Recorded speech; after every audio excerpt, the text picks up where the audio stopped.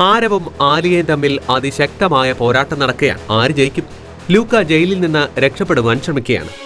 അവിടെ പാകിസ്ഥാനിൽ ഫാത്തിമയ്ക്ക് എന്താണ് സംഭവിച്ചത്? ഇതൊക്കെ നമ്മൾ ഇന്നത്തെ എപ്പിസോഡിൽ കാണും.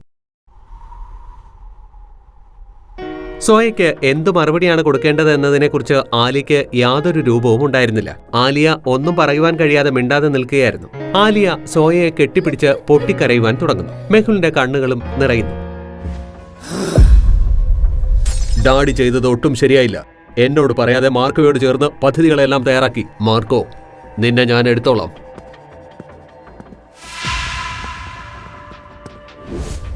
മെഹുലും ആലിയയും ഇത്തവണയും രക്ഷപ്പെട്ടു. മൈക്കിളിന്റെ മുഖത്ത് ദേഷ്യം ഇരച്ചു കയറുന്നത് കാണാമായിരുന്നു. മാർക്കോയോടുള്ള അവന്റെ ദേഷ്യം പൊട്ടിത്തെറിച്ച് പുറത്തേക്ക് വരികയായിരുന്നു. മൈക്കിൾ ഭായ്, ശാന്തനായിരിക്കെ. താങ്കളാണ് ഞങ്ങളുടെ യഥാർത്ഥ നേതാവ്. നിങ്ങൾക്കറിയോ, മാർക്കോ വെറുമൊരു ഡമ്മി മാത്രമാണ്. മാർക്കോ മാർക്കോ മാർക്കോ എല്ലായിടത്തും മാർക്കോയുടെ ചർച്ച മാത്രമേ ഉള്ളൂ. ബിഗ് ഡാഡിയുടെ യഥാർത്ഥ അനന്തരാവകാശി ഞാൻ മാത്രമാണ്. ഇല്ല ജഗ്ഗി, എനിക്ക് ആ മാർക്കോയെ ഒരു പാഠം പഠിപ്പിക്കേണ്ടതുണ്ട്. അവൻ എന്നിൽ നിന്ന് എന്റെ അസ്തിത്വവും അധികാരവും എല്ലാം തട്ടിയെടുത്തു. അവിടെ ആരവിനും വിവരം കിട്ടുന്നു ആലിയ ജീവിച്ചിരിക്കുകയാണെന്ന്. ഈ ആലിയ എല്ലാ തവണയും രക്ഷപ്പെടുന്നു. എന്ത് പൊട്ടുഭാഗ്യത്തിലാണ് അവൾ ഓരോ തവണയും രക്ഷപ്പെടുന്നതെന്ന് എത്ര ആലോചിച്ചിട്ടും മനസ്സിലാകുന്നില്ല. പക്ഷേ ഇത്തവണ ഞാൻ അവളെ വെറുതെ വിടില്ല. ആലിയെ കൊന്നല്ലാതെ ഞാൻ ഇന്ത്യയിലേക്ക് തിരിച്ചു പോവുകയുമില്ല. ആരവ് ആരാണെന്ന് അവൾ ഇപ്രാവശ്യം അറിയും. ബോസ്, ആ ആലിയ വീണ്ടും രക്ഷപ്പെട്ടു. കൂക്കയുടെ ആൾക്കാർ അവളെ കൊല്ലുവാൻ ശ്രമിച്ചു, പക്ഷെ അവൾ രക്ഷപ്പെട്ടു. എനിക്ക് മൈക്കിൾ എടുക്കുന്ന തീരുമാനങ്ങൾ ശരിയാണെന്ന് തോന്നുന്നു. അവനിൽ ഒരു ശ്രദ്ധ വേണം. അതോടൊപ്പം മെഹുലിനെ കൊല്ലുവാനുള്ള പ്ലാൻ എ നടപ്പിലാക്കുക.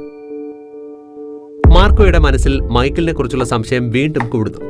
അവിടെ ആരവ് ആലിയോടുള്ള കടുത്ത വിരോധത്താൽ അന്ധനാകുന്നു.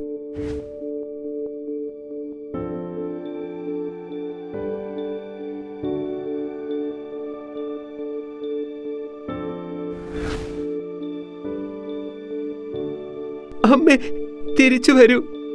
എനിക്ക് അമ്മയെ കാണണം. തിരിച്ചു വരൂ അമ്മേ. അമ്മേ. സോയ, ഇന്നു മുതൽ ഞാൻ നിന്റെ അമ്മയാണ്.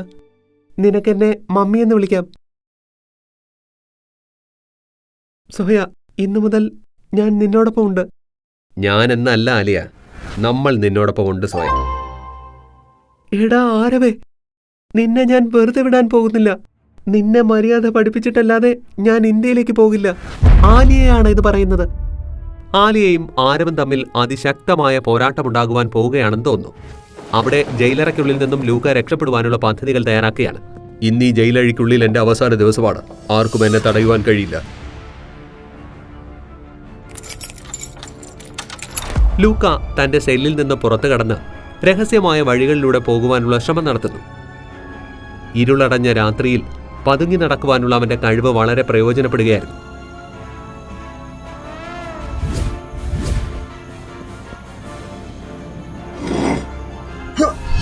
ജയിലിൽ നിന്ന് പുറത്തു കടക്കുന്നു. തുടർന്ന് ദുരാഗ്രഹയുടെ കാട്ടിലേക്ക് എത്തുന്നു. ലൂക്കായുടെ സിക്സ്ത് സെൻസ് വളരെ സ്ട്രോങ് ആണ്. അതുകൊണ്ട് മണ്ണിൽ കുഴിച്ചിട്ടിരിക്കുന്ന മൈനുകൾ പോലും എവിടെയാണെന്ന് അറിയുവാൻ കഴിയുന്നുണ്ട്.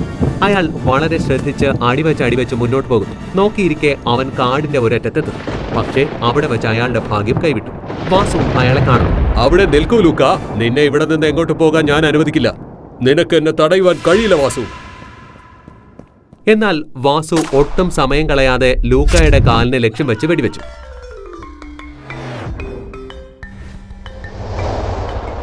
South Africa. ടിമ്മും ആൻഡേഴ്സണും പ്രധാനപ്പെട്ട ഒരു മിഷനിലാണ്. വെനം വെബിന്റെ രഹസ്യം കണ്ടുപിടിക്കുവാനുള്ള ശ്രമത്തിലാണ്. ടിമ്മും ആൻഡേഴ്സണും സൗത്ത് ആഫ്രിക്കയിൽ എത്തുന്നതും അവർക്ക് ആ ദേശത്തിന്റെ വൈവിധ്യവും മനോഹാരിതയും ബോധ്യപ്പെടുന്നു. ജോഹന്നാസ്ബർഗിന്റെ പ്രൗഢിയും തിളക്കവും മുതൽ കേപ്പ് വിൻഡിന്റെ ശാന്തതയും മനോഹാരിതയും വരെ അറിയുന്നു. അവരുടെ ഇവിടുത്തെ ആദ്യത്തെ ജോലി ഡിറ്റക്റ്റീവ് ലെരാദോ ഇൻകോസിയെ കാണുക എന്നതാണ്. അദ്ദേഹം ഡിറ്റക്റ്റീവ് സൊസൈറ്റിയിലെ ഏറ്റവും മുതിർന്ന അംഗമാണ്.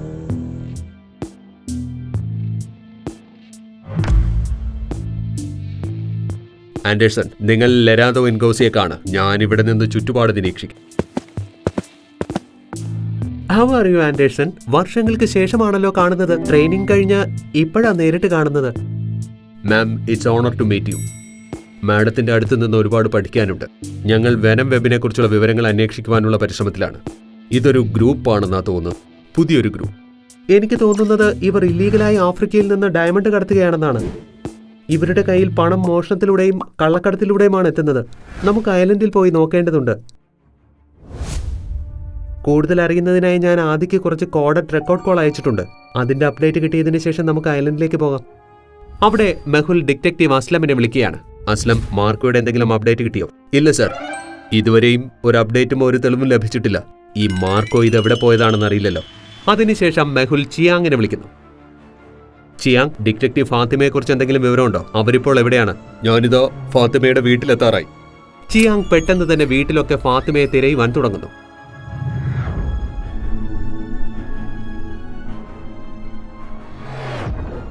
ഫാത്തിമ, എണീക്ക് ഫാത്തിമ. ഫൈജാൻ, ആലിയുടെ ജീവൻ അപകടത്തിലാണ്. ഞാനൊരു ഡാർക്കോനെക്സ് ഏജന്റിന്റെ കോൾ ട്രാക്ക് ചെയ്തിരുന്നു. സാറ എന്നു പേരുള്ള ഒരു പെൺകുട്ടിയുണ്ട്. ഞാൻ അവളെ കണ്ടിട്ടുണ്ട്. അവൾ ആലിയെ പോലെയാണ് ഇരിക്കുന്നത്. അവൾ ആലിയെ കൊല്ലുവാൻ ദുബായിലേക്ക് പോയിരിക്കുകയാണ്. നമുക്ക് പെട്ടെന്ന് തന്നെ മെഹുലിനെ വിവരം അറിയിക്കേണ്ടതുണ്ട്. ചിയാങ് പെട്ടെന്ന് തന്നെ മെഹുലിനെ വിളിച്ച് ഈ അപ്ഡേറ്റ് കൊടുക്കുന്നു. മെഹുൽ സർ, സാറ ബിഗ് ഡാഡിയുടെ ഏജന്റാണ്. അവൾ ആലിയെ കൊല്ലുവാനായി ദുബായിലേക്ക് വന്നിരിക്കുകയാണ്. ഓ നോ, ഇതാകെ കൺഫ്യൂഷൻ ആയല്ലോ. ആലിയുടെ ഡ്യൂപ്ലിക്കേറ്റ് ആലിയെ കൊല്ലുവാനായി വന്നെന്നോ? ബിഗ് ഡാഡിയുടെ ആൾക്കാർ ആലിയാണെന്ന് വിചാരിച്ച് അവളെ കൊന്നെന്നോ? വാട്ട്? അതിനർത്ഥം ആലിയ സേഫാണ്. ജലാൽ സാബ്, ഇക്കാര്യം പ്രത്യേകം ശ്രദ്ധിക്കണം. സാറ ആലിയെ കൊല്ലുവാനാണ് വന്നതെന്ന കാര്യം ആലിയ ഒരിക്കലും അറിയുവാൻ പാടില്ല. ഇന്നത്തെ ദിവസം ആലിയുടെ പേരിൽ ഞാൻ ആലിയെ വെറുതെ വിടില്ല. ഇല്ല ആരവ്, നമുക്ക് മെഹുലിനെ ഇല്ലാതാക്കിയിട്ട് ബിഗ് ഡാഡിയുടെ ഇഷ്ടം പിടിച്ചു പറ്റേണ്ടതുണ്ട്. അതോടെ മൈക്കിളിന്റെ പേര് വെട്ടും.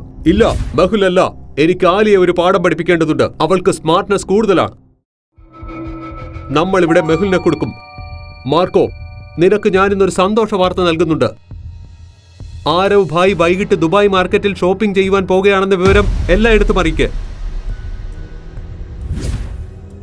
നമ്മൾ എപ്പോഴും ആരവിനെ ശ്രദ്ധിക്കേണ്ടിയിരിക്കുന്നു. അവൻ എന്തും ചെയ്യും.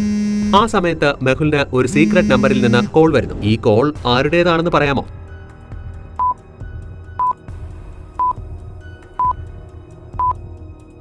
കോഡ് ലെറ്ററിനെ ശ്രദ്ധിച്ചു നോക്കൂ. ആൽഫബറ്റ്സിന്റെയും നമ്പറിന്റെയും കോമ്പിനേഷനാണ്. നമ്മൾ എല്ലാ നമ്പറും മാറ്റിയാൽ ഇത് സോണി എന്നാകും. സോണിയുടെ കോൾ. ഹലോ സോണിയ, പറയൂ. മെഹുൽ, എനിക്ക് വിവരം കിട്ടിയതനുസരിച്ച് ആരവ് വൈകിട്ട് ദുബായ് മാർക്കറ്റിൽ ഷോപ്പിങ്ങിനായി പോകുന്നുണ്ട്. നിനക്ക് അവിടെ വെച്ച് അയാളെ ട്രാപ്പിലാക്കാം. ആലിയ, വേഗം മാർക്കറ്റിലേക്ക് പോകാം. ഇന്ന് ആരവിനെ വെറുതെ വിടുകയില്ല.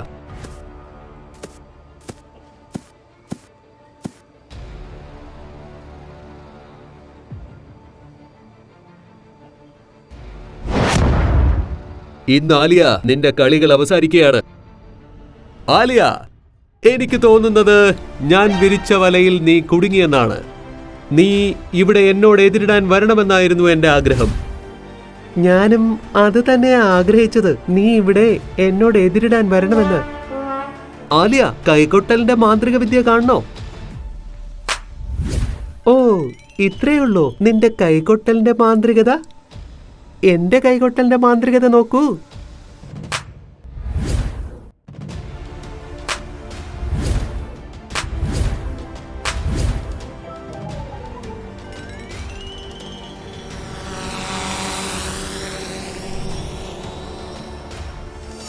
കണ്ടോ ആരവ്, ഇതിനെയാണ് കൈകൊട്ടൽ എന്ന് പറയുന്നത്.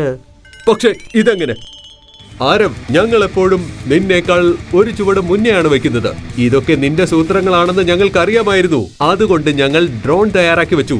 ആലിയ കൈകൊട്ടിയതും ഞങ്ങളുടെ ഡ്രോൺ നിന്റെ ഓരോ ആൾക്കാരെയും കൊന്നു.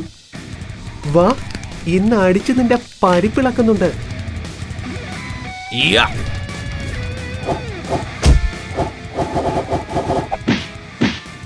നിന്നെ ഞാൻ ഇന്ന്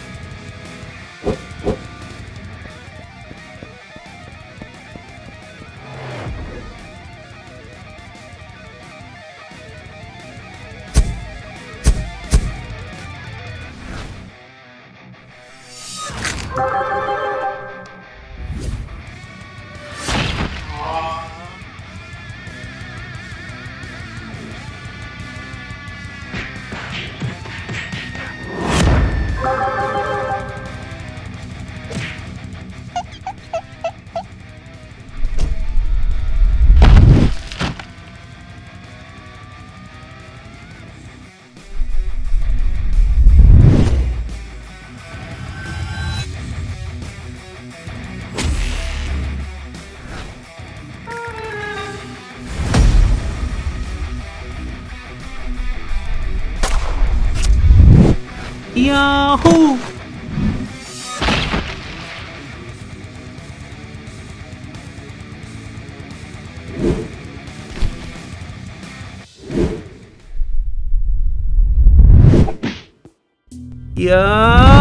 ഇന്നാ പിടിച്ചോ.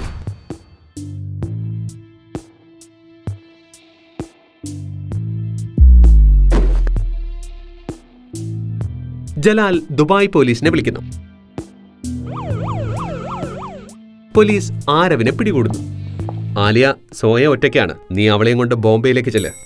മാർക്കോയുടെ പ്ലാൻ പൊളിഞ്ഞിരിക്കുകയാണ്. എന്താണ് മൈക്കിളിന്റെ പ്ലാൻ? മൈക്കിളിനും മാർക്കോയ്ക്കുമിടയിൽ എന്താണ് സംഭവിക്കുക? ആഫ്രിക്കയിൽ നിന്ന് എന്ത് സീക്രട്ടാണ് ലഭിക്കാൻ പോകുന്നത്? കാണാം നമുക്ക് അടുത്ത എപ്പിസോഡിൽ.